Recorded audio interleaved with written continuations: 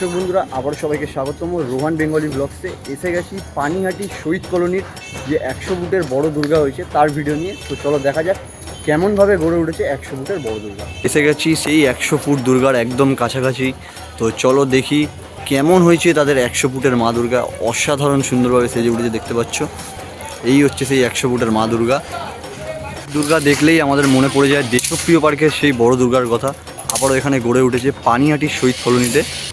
এটাকে প্রতিমা নাও বলতে পারো, এটাকে একটি মণ্ডপ বলতে পারো। প্রতিমা আছে ভেতরের মানে প্যান্ডেলের ভেতরটায়।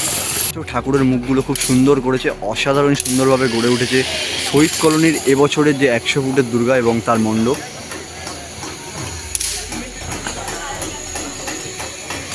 অসুরের মাথার উপর মা দুর্গা দাঁড়িয়ে আছে, দেখতে পাচ্ছ। প্রতিমার নিচে নিচে আছে ময়ূর, হাঁস, সিংহ, পেঁচা এবং গণেশ ঠাকুরের বাহন ইঁদুর।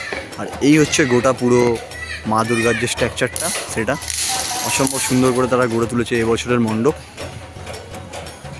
তো বন্ধুরা, প্যান্ডেলের ভেতর গিয়ে আমি ঠাকুরটা দেখাতে পারলাম না, কারণ এখানে নো এন্ট্রি আছে, যেহেতু প্যান্ডেলে এখনও কাজ চলছে। তো পরবর্তীকালে যদি আসি তোমাদের দেখাবো প্যান্ডেলের ভিতরে মাতৃ প্রতিমা আর প্যান্ডেলের ভিতরে অংশটা।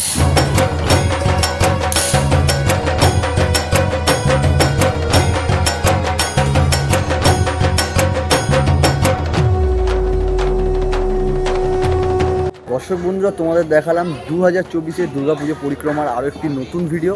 দেখালাম সোদপুর পানিহাটির শহীদ কলোনির যে এবছরের পুজো মণ্ডপ গড়ে উঠেছে 100 ফুটের মা দুর্গা। তো এরকম ভিডিও দেখতে হলে আমার চ্যানেলটি সাবস্ক্রাইব করে নিও অ্যান্ড বেল আইকনটি প্রেস করে দিও।